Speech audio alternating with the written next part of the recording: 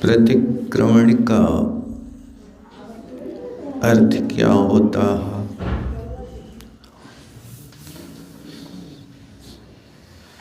प्रतिक्रमण का अर्थ है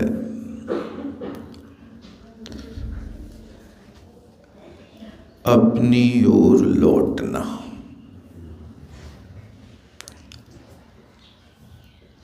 क्रमोपाद विक्षेप धातु से ल्युट प्रत्यय करने पर बनता क्रमण। क्रम माने जाना, चले गए थे,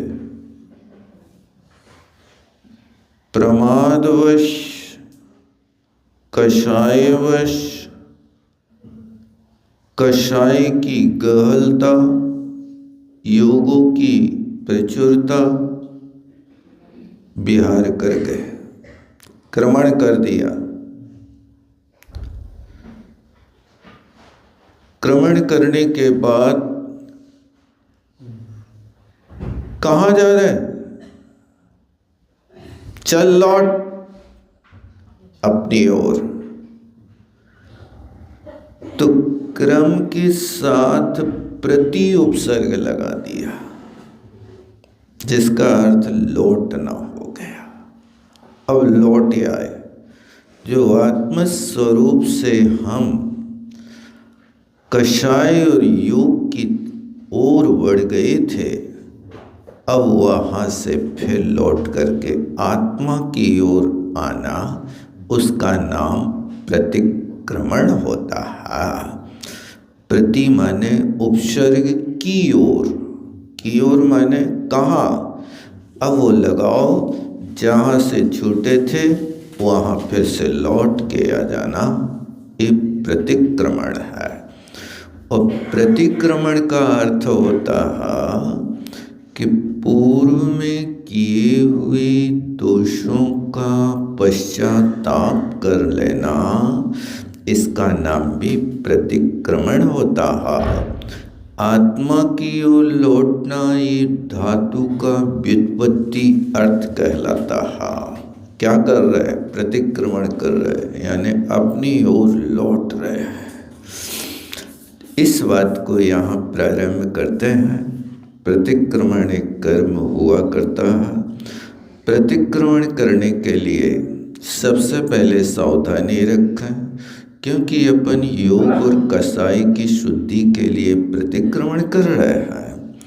तो प्रतिक्रमण के लिए सावधान हो, वतांजलि करें और देवता की साक्षी, गुरु की साक्षी, आत्म साक्षी पूर्वक प्रतिक्रमण करते हैं।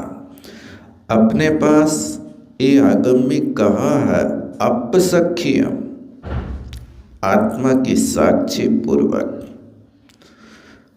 परसख्यम, दूसरों को साक्षी बना रहे कि जो हमने दोष किया था ना, आपने देखा था ना जो दोष किया था ना, उसको मैं फिर शुद्धि कर रहा हूँ। तो अपसख्यम, परसख्यम, देवता सख्यम, देवता की साक्षी पूर्वक मैं अब सावधान हो रहा हूँ। इसलिए अपने योगों को बिल्कुल संकुचित करें और फिर इसके बाद में नासाग्र दृष्टि करके यदि कंठस्थ है तो बहुत अच्छा। आचार्य श्री का कहना था कि साधक को दो काम अपने निजी हाथों से करना, एक प्रतिक्रमण और दूसरा केस लॉन्च। इसमें पराधीनता नहीं होना चाहिए। इसलिए प्रतिक्रमण बहुत अच्छे भावों के साथ करना, एक एक शब्द को समझना, रसास्वाद लेना, ये बहुत बड़ा स्वाध्याय है, तप है, आत्म कल्याण में साधक है। प्रारंभ करते हैं। जीवे प्रमाद जनित प्रचुरा प्रदोषा,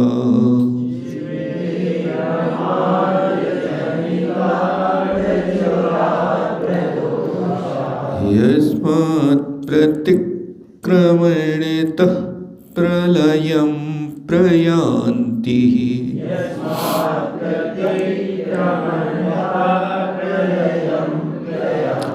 तस्मात् तदर्थममिलं ग्रहीबोधनार्थम्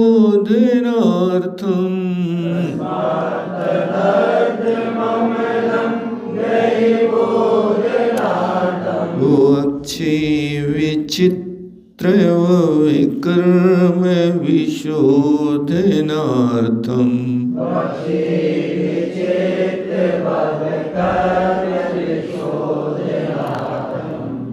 अब कहते हैं मैं ये प्रतिक्रमण क्यों कर रहा हूं? विचित्र कर्म विशोधनार्थम। कैसे कैसे नाना प्रकार के कर्म कर लिए, करते समय होश नहीं है। उन कर्मों को करते हुए उस समय अपने आप का बोध नहीं होता। क्रिया कर लेते हैं, करने के बाद पश्चाताप करते हैं। तो यहां कह रहे जीवे, सप्तमी विभक्ति है। देखो जीवात नहीं लिखा, जीवात लिखते तो जीव से, ऐसा नहीं, आत्मा में। जीवे माने आत्मा में। क्या हुआ? प्रमाद जनिता, प्रमाद के योग से प्रचुरा दोषाः भवन्ति। कितने? 1-2 नहीं, 10-20 नहीं, प्रचुर माने बहुत मात्रा में दोष उत्पन्न हुए हैं।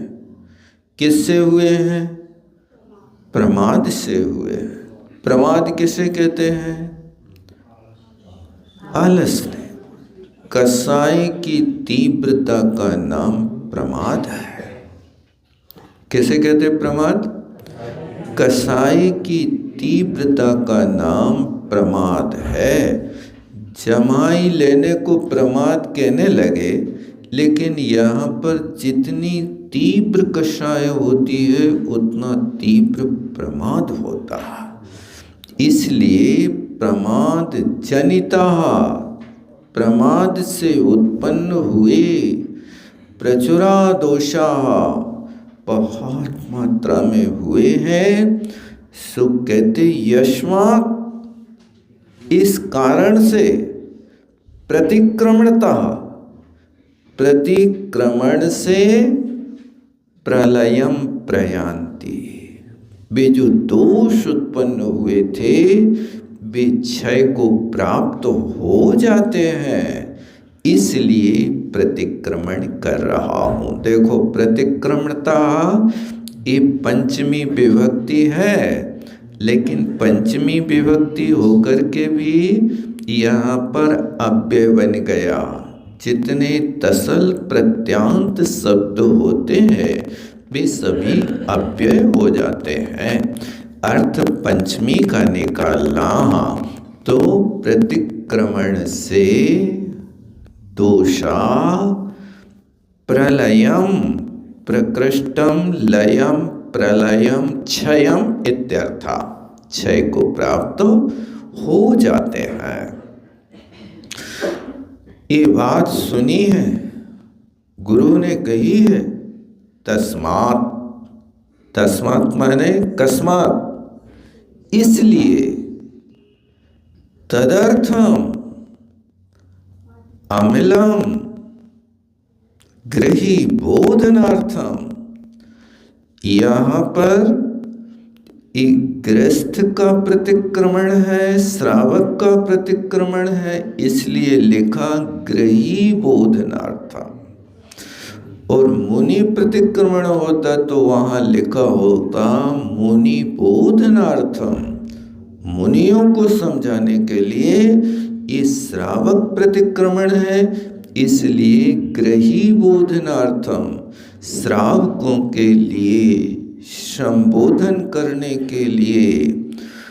और तदर्थम अम्लम तस्मात्, तस्मात् माने इसलिए, तदर्थम, तदर्थम मतलब जो दोष हुए हैं उन दोषों को समाप्त करने के लिए, अम्लम माने निर्मल, मल से रहित ऐसे प्रतिक्रमण को वक्ष्ये, मैंने कहूँगा।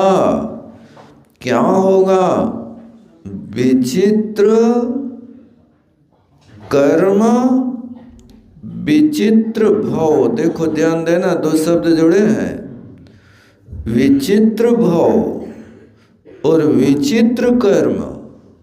विशोधनार्थम, भाव में अनेक प्रकार के जो कर्म किए हैं उन कर्मों की शुद्धि के लिए प्रतिक्रमणम वक्ष्ये, प्रतिक्रमण को मैं कहूँगा।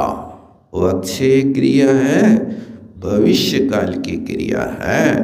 ब्रह्मवक्तायाम धातु से भविष्य अर्थ में ये प्रयोग किया जाता है। वक्ष्ये माने कहूँगा। समझ में आ गया?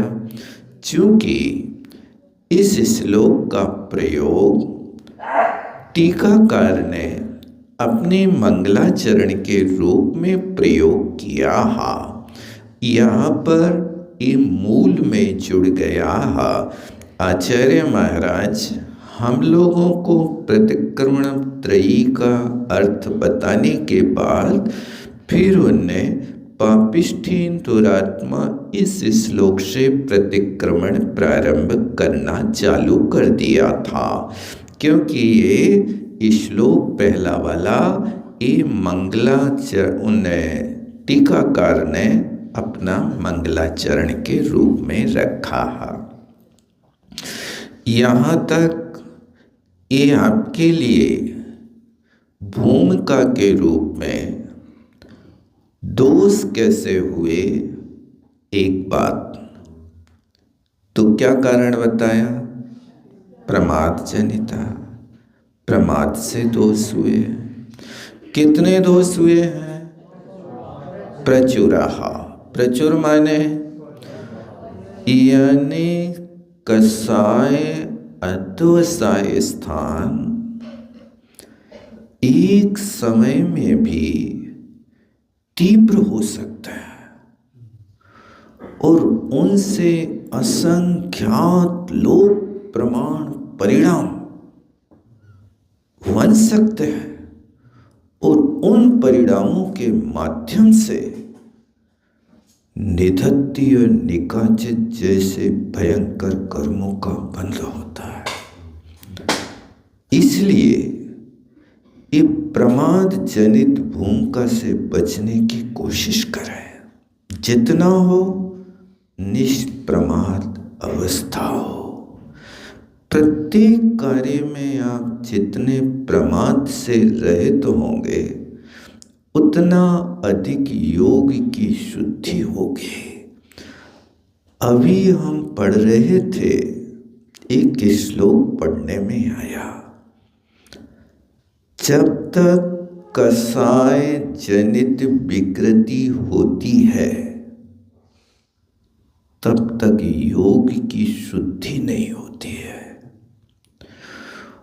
और जब तक योग की शुद्धि नहीं होती है तब तक संयम नहीं हो सकता। एक बहुत बड़ी बात आज इस ग्रंथ में पढ़ी, लगा कि ऐसा क्यों लिखा आचार्य महाराज ने। जब तक कसाय का विकार, यानी योग में शुद्धि तब होगी जब अंतरंग में कसाय का अभाव होगा। आर्जव धर्म कहा ना, आर्जव धर्म में क्या कहा, जब माया कसाय का अभाव होवे तो योगों की सरलता होवे। करिए सरल त्यों जोग अपने देख निर्मल आरस, मुख करे जैसा लखे तैसा कपट प्रीति अंगार से। योगों की यदि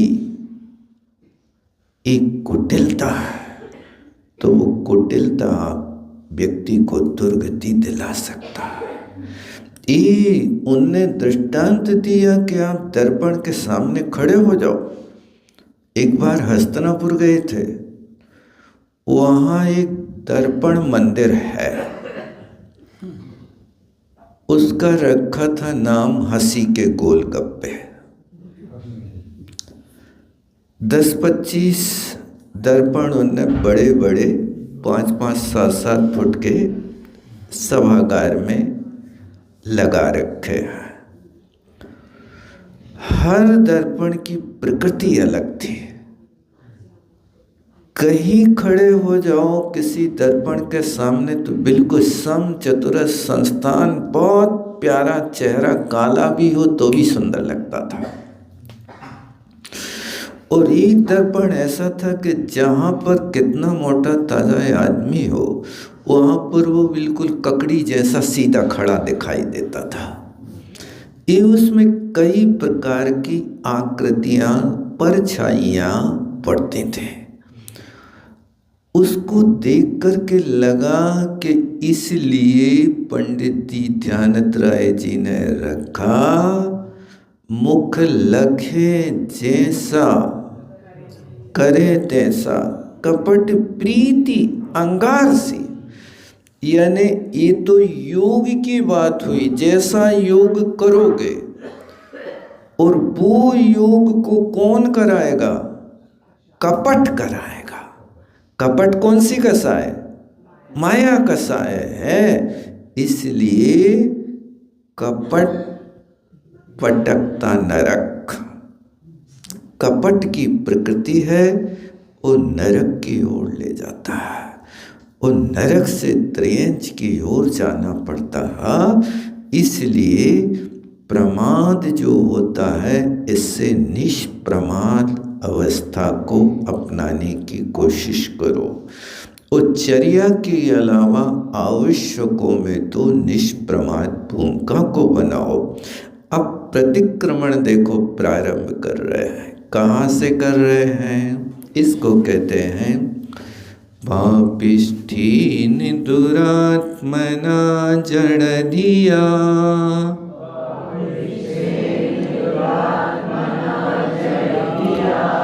माया विना लोविना,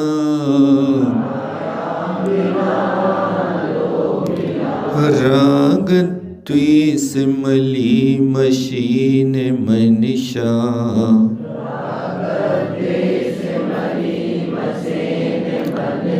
दुष्कर्मयन् निर्मितम् त्रैलोक्याधिपते जिनेन्द्र भवता,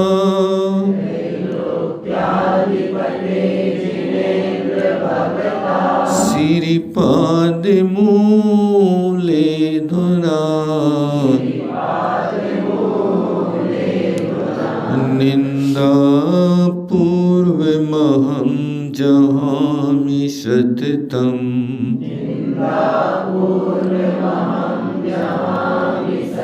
वर्वर्तिषु सत्पथे।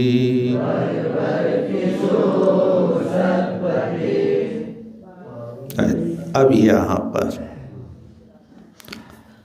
ये श्लोक शार्दूल विक्रीडित में है। जैसे क्रमोपात विक्षेपे धातु से अति उपसर्ग लगा दे तो अतिक्रमण माने आक्रमण होता है। समझ गए ना? छलांग लगाता सिंह तो इसको अतिक्रमण कहता है। अतिक्रमण किया। अब ये शार्दूल विक्रीडित कैरा के कसाय के वश होकर के जो अतिक्रमण किया, अब प्रतिक्रमण करो। प्रतिक्रमण करो मतलब लौट के आओ। कहां पर आओ? अब यहां कहते हैं, कहा था ना देवता सख्यम, देवता की साक्षी पूर्वक। यहां पर भी अपने पास देवता है। देखो कहां पर लिख रहे, त्रैलोक्याधिपते जिनेन्द्र, दो संबोधन दिए। देखो, हे त्रैलोक्य के अधिपति, हे धर्मेंद्र परमात्मा, हे जिनेन्द्र भगवान, भवता पादमूले अधुना। देखो कितने प्यारे विशेषण दिए। अधुना माने अब, कब? अपराध बोध होने पर।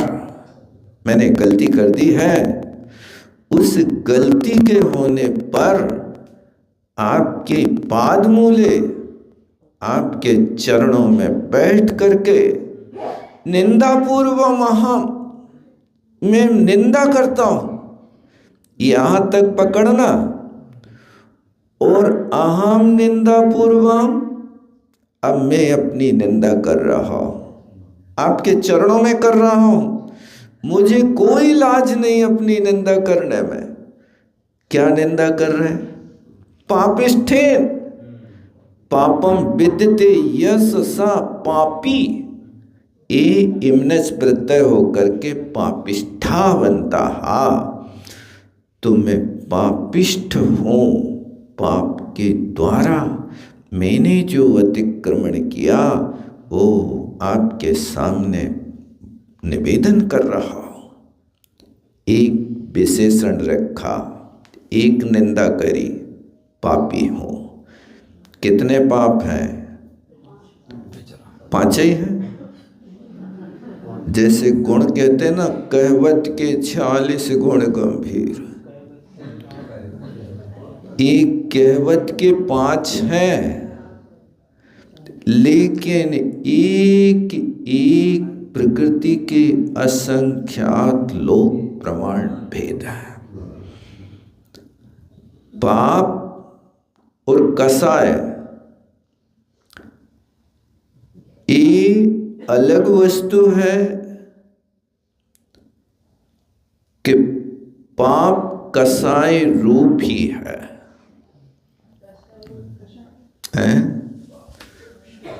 5 पाप है ना। इन 5 पापों का कथन व्यवहार से किया गया है। निश्चय से देखा जाए तो एक ही पाप है, हिंसा पाप। उस हिंसा को दूर करने के 5 तरीके। क्या? हिंसा को दूर करने के 5 तरीके। क्या करें? प्राणातिपात मत करो।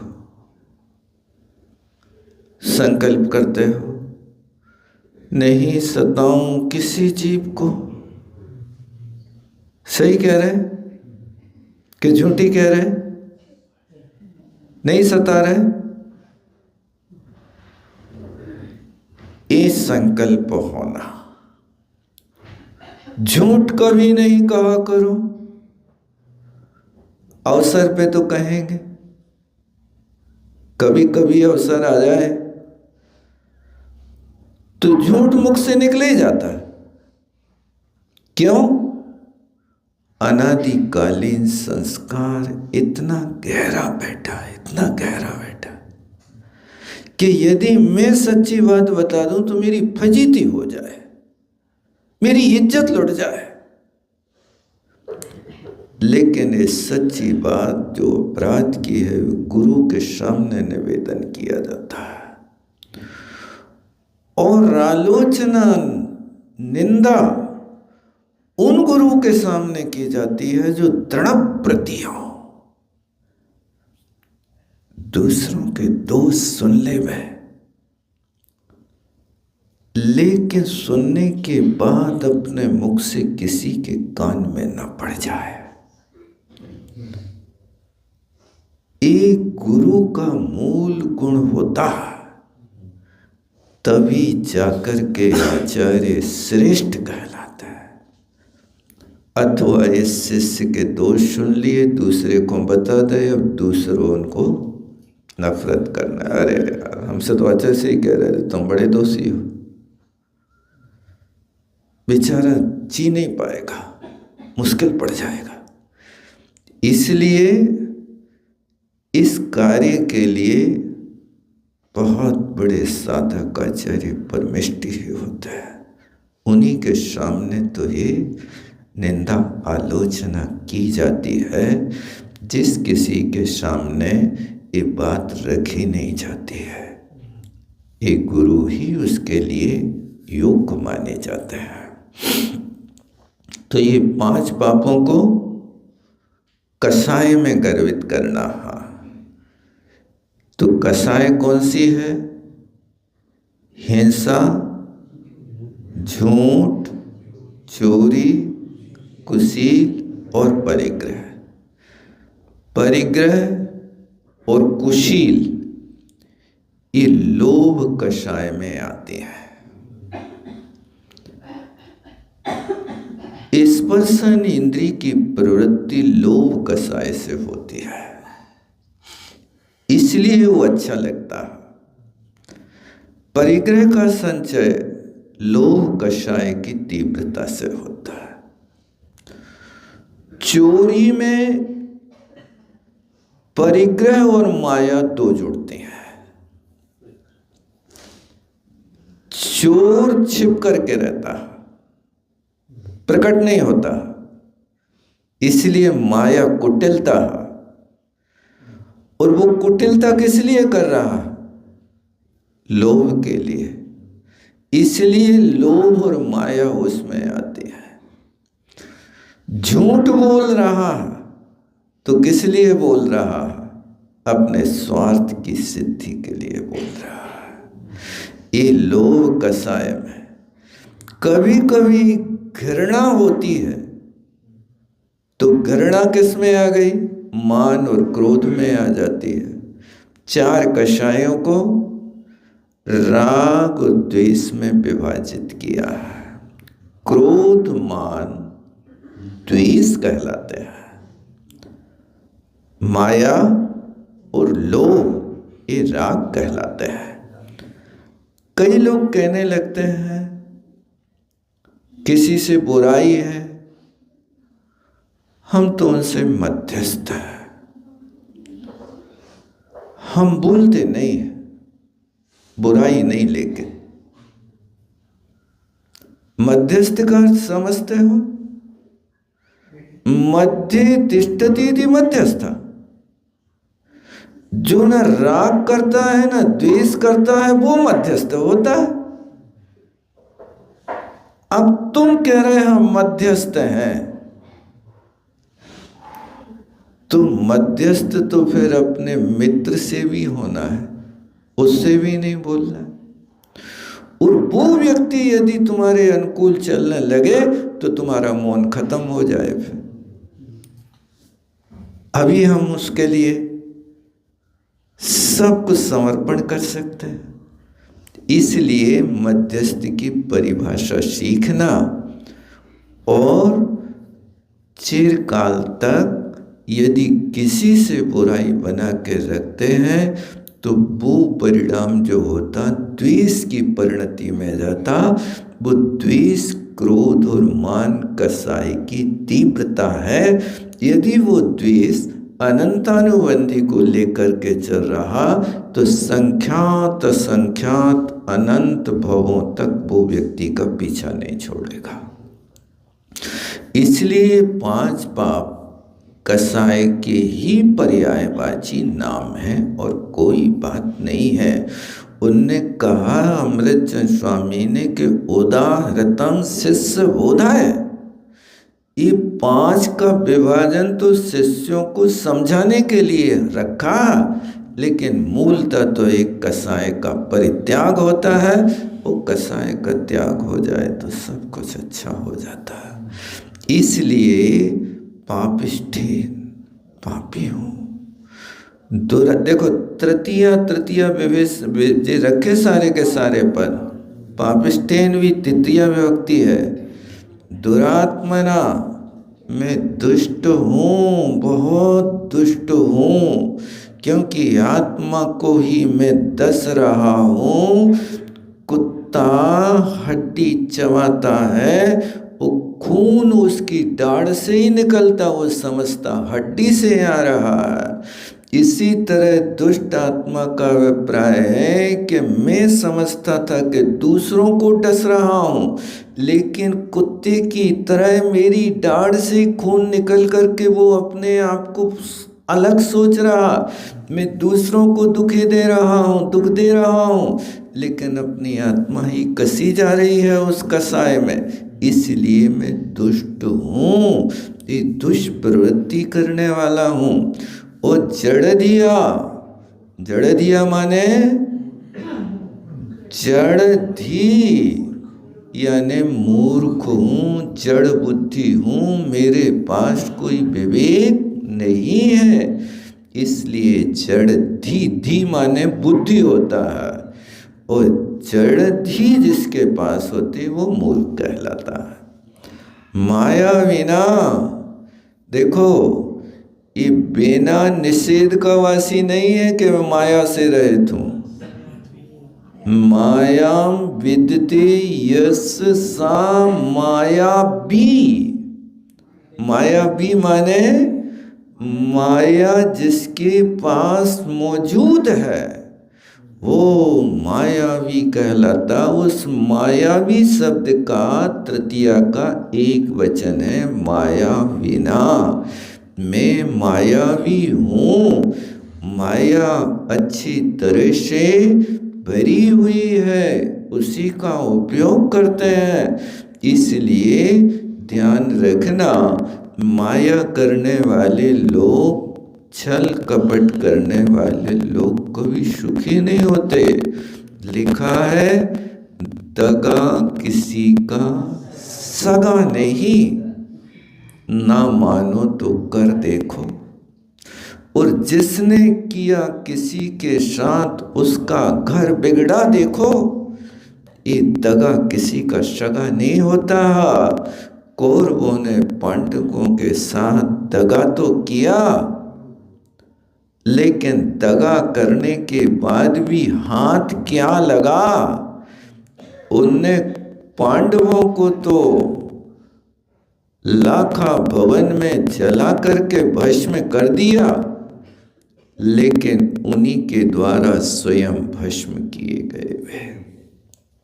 इसलिए ये माया कषाय की प्रवृत्ति समाप्त करने की कोशिश करो। सरल से सरल व्यवहार करो।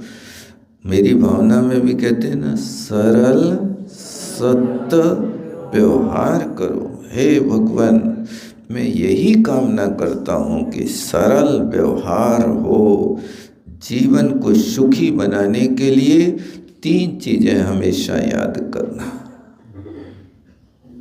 मधुर आलाप, मधुर व्यवहार और मधुर मुस्कान। याद रहेगा? मधुर आलाप, जीवन का लाभ, मधुर आलाप। यदि जीवन में तुम्हें कोई अर्थ संग्रह करना, पुण्य का संग्रह करना है, तो मधुर आलाप, बहुत मीठा बोलो, हर किसी के साथ मिष्ट वचन के साथ व्यवहार करो। शब्द तो है, लेकिन अच्छे शब्दों से व्यक्ति संतुष्ट होता है और बुरे शब्दों से व्यक्ति रूठ जाता है। शब्द तो है, लेकिन अच्छे शब्द प्रदान करने से सब लोग संतुष्ट होते हैं और खोटे शब्दों से लोग दुश्मनी करते हैं। इसलिए अपने शब्द कोश में ये शब्द अच्छे रखो। कपड़े भले ही फटे पुराने मैले कुचेले हों तो चलेंगे, लेकिन शब्द वर्गणा तो इतनी प्यारी प्रयोग करो कि जो शब्द कर्णप्रिय हो, हृदय ग्राही हो, व्यक्ति को संतुष्ट करने वाले हो। लोक उक्ति में भी कहते ना, गुड़ ना दो तो गुरीरी बातें दे दो, ऐसा कहते ना, लोक में प्रसिद्धि है। यानी तुम किसी को गुड़ नहीं खिला पा रहे, कोई बात नहीं, गुड़ से मुख मीठा नहीं करो, कम से कम बातों से कान तो मीठे कर दो। वो बातें सुन करके व्यक्ति संतुष्ट होता। इसलिए पहली बात, मधुर आलाप, हर व्यक्ति से मीठा बोलो। आपकी मिठास की भाषा कुत्ता भी समझता है, नहीं समझता, वो भी जानता है। और कठोरता की भाषा यदि मानव को प्रयोग करोगे तो तुम्हारे चेहरे से पता चल जाता है कि तुम हमसे क्या कह रहे हो, क्योंकि लिखा ना, दिल की बात बता देता है असली नकली चेहरा। चेहरा लटका है तो आपका कहीं ना कहीं से द्वेष चल रहा है, और प्रसन्नता है तो कहीं ना कहीं आपके अंदर खुशियां समाई हुई है। इसलिए इसको छोड़ने का प्रयास करो। माया बिना मधुरालाप। और दूसरी बात, मधुर व्यवहार। हर किसी के साथ अच्छा व्यवहार करो। कोई तुम्हारे द्वारे पे आके खड़ा हो जाए तो तुम क्या कहते हो, काय को आए, का काम नहीं, द्वारे पर खड़ा है, पधारिए, आपका स्वागत है। मीठी बानी, मीठा पानी और मृदु सैया देना ना चूका कोई द्वार पे आए तो। ये तर्क खड़ा मत करो, काय को आए,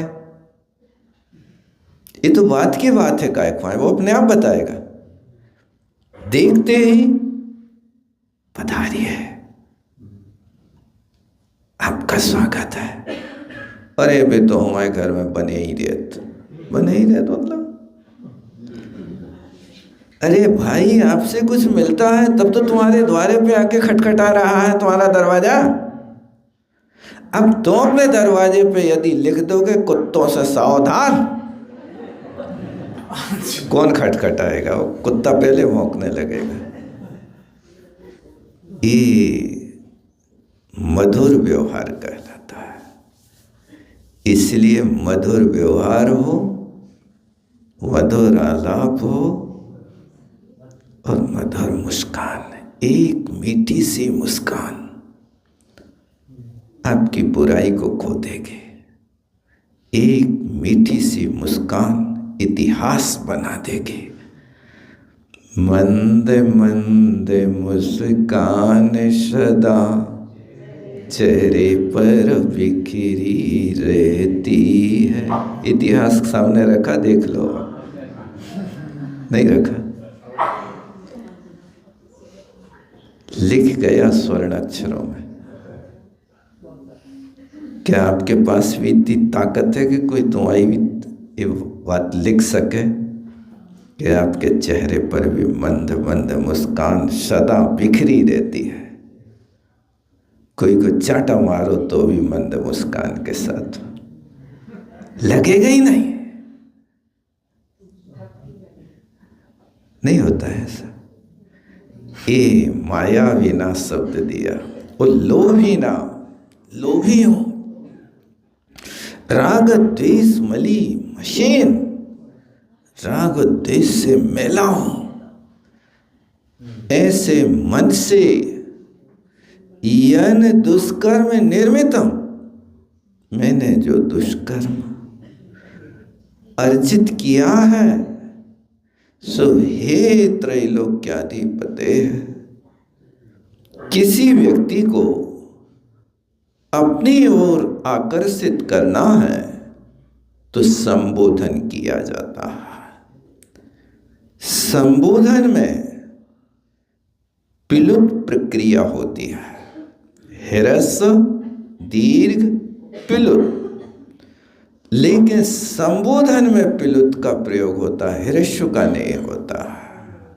हे त्रैलोक्याधिपते, ओहो जगत गुरुदेव, सुनिए आज हमारी। हे जगत के गुरुदेव, मेरी अरज सुनिए। पहले अपनी बात सुनाने के पहले जिसको सुना रहे हो उसको अपनी ओर आकर्षित करो, मिष्ट शब्दों में कहो। क्या संबोधन दिया देखो, ये तीनों लोगों के महाराज, आपके सामने मैं अपने दुख कह रहा हूं। क्यों? मुझे विश्वास है कि आपने अंजन से कुधी तारे, अंजन जैसे दुर्बुद्धियों को तार दिया,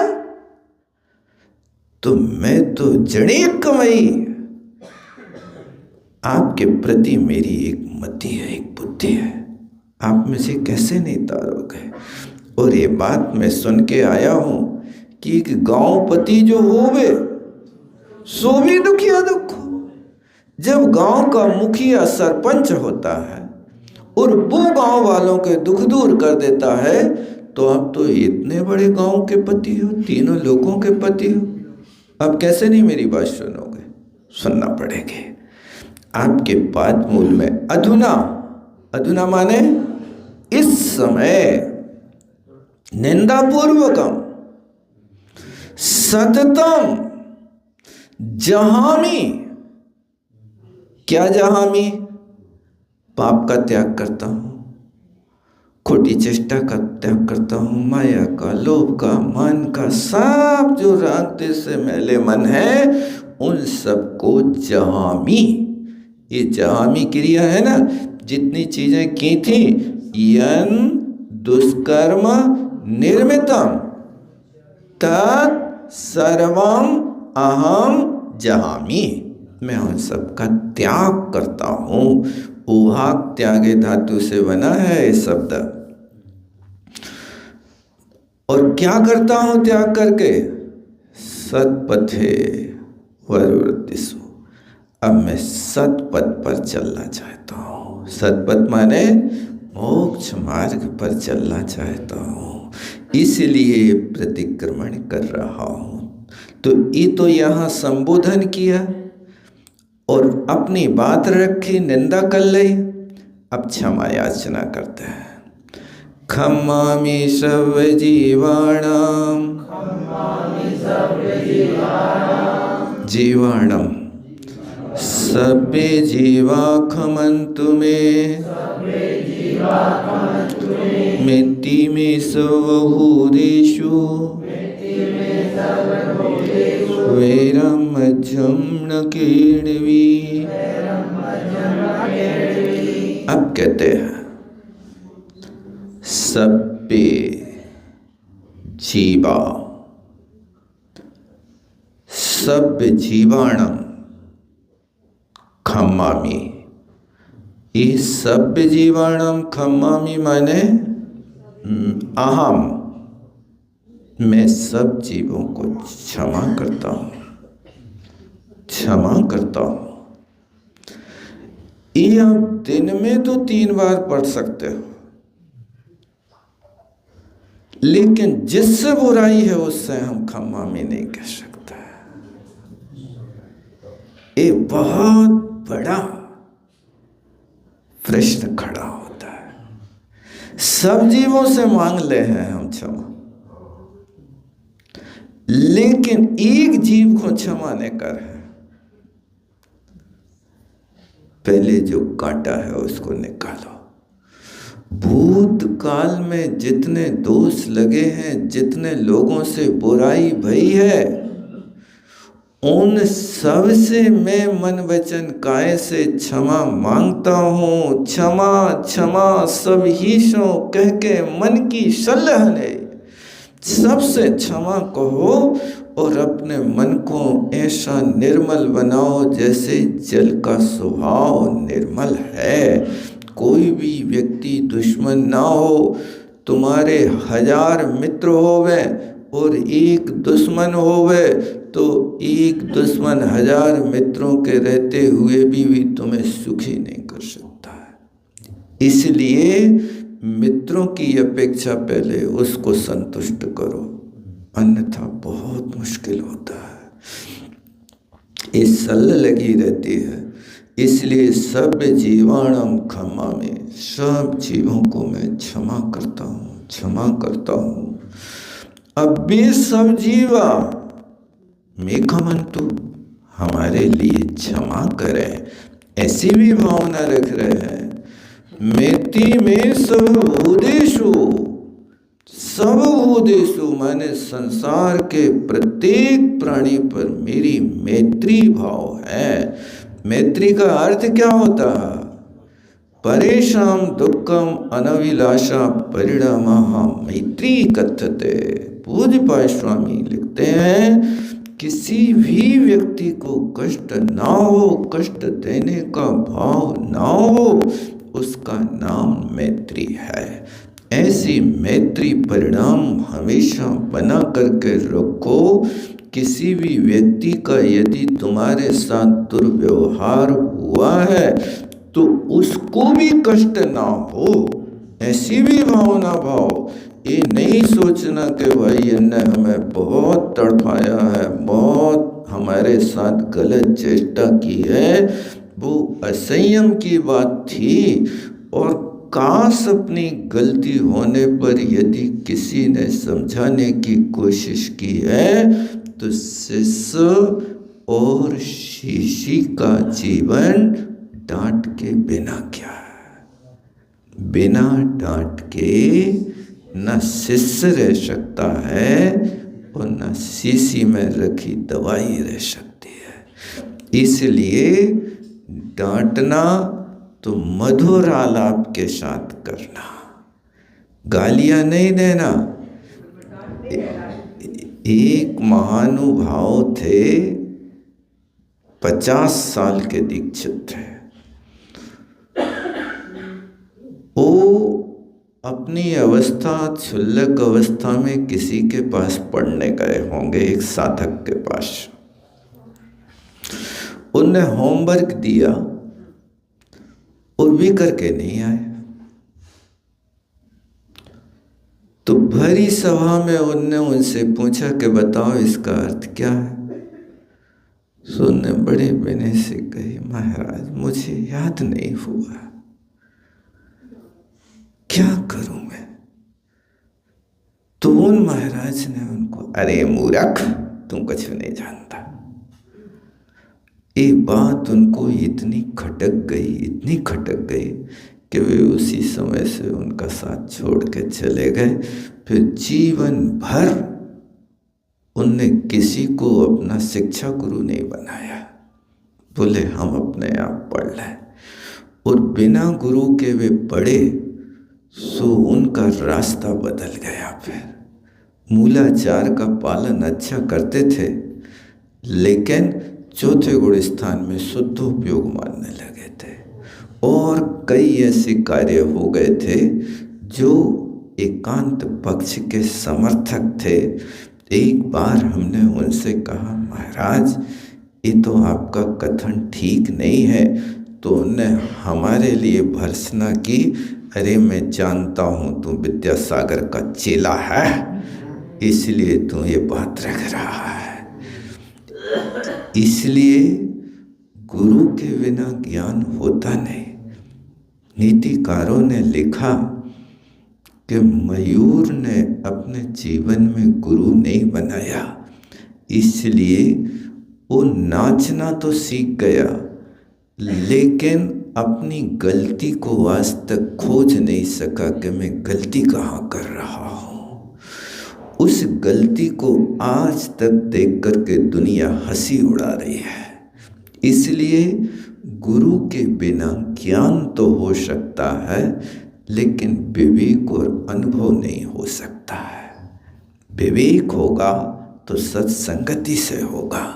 हम लोगों ने अच्छी तरह से अध्ययन करने के बाद जब दीक्षा ली, उस दीक्षा के बाद जब चर्या को पहली चर्या के लिए उठाया तो आचार्य महाराज ने सब महाराजों से कहा कि पहले नए महाराजों को उठाओ, आज इनकी पालना कराओ।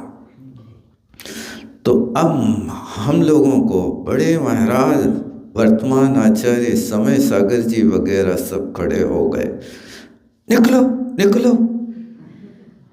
अब उन्हें निकालने को तो कहा, सब कुछ चर्या पड़ी, लेकिन आज जब समस्या खड़ी हुई कि अब कौन हाथ में पीछी कमंडल लेवे और कौन हाथ की मुद्रा बनाए, पीछी आगे रखें कि कमंडल आंखें रखें, कहाँ रखें। वो बात फिर महाराज जी ने बताई कि ऐसो कमंडल पकड़ो, ऐसी फिर कमंडल के बाहर साइड पीछी लटकाओ, यदि कमंडल के भीतर पीछी रहे तो टांगों से टकरा है, मुश्किल पड़ जाए। इसलिए बाहर साइड पीछी हो, भीतर साइड कमंडल हो, वो दाएं हाथ की मुद्रा हो। अब जाओ ऐसे और फिर थोड़ा हाथ ऐसा, थोड़ा ऐसा करो, ऐसा नहीं। ये कौन सिखाएगा? मूलाचार में तो लिखा कि ऐषणा समिति करना, लेकिन ऐषणा समिति के और जो बाह्य साधन है वे मूलाचार में नहीं लिखे कि कमंडल इतने पकड़ो, पीछी इतने पकड़ो, मुद्रा ऐसी लगाओ, ऐसे देख के चलो, हाथ थोड़ा ऊंचा करो। ये तो वो ही सिखा सकता है। अक्षर ज्ञान तो तुम कर सकते हो, लेकिन लिखने के लिए तो टीचर हाथ पकड़ के पेंसिल ऐसी पकड़ो, अब चलाओ, बनाओ एड़ी को, ये तब सीख पाता है। इसलिए गुरु इन ज्ञान नहीं होता है। समय तो बहुत हो रहा है। एक खम्मा में सब जीवाणा मैत्री में सब देशो, सब जीवों के साथ मैत्री हो। बेरा मध्यम न केड़वी, मेरा केन अपी, किसी भी जीव के साथ मध्यम बैरम ना, मेरा बैर नहीं है। ये भावना यहाँ प्रतिक्रमण में पाई जाती है। इतना ही रखता है।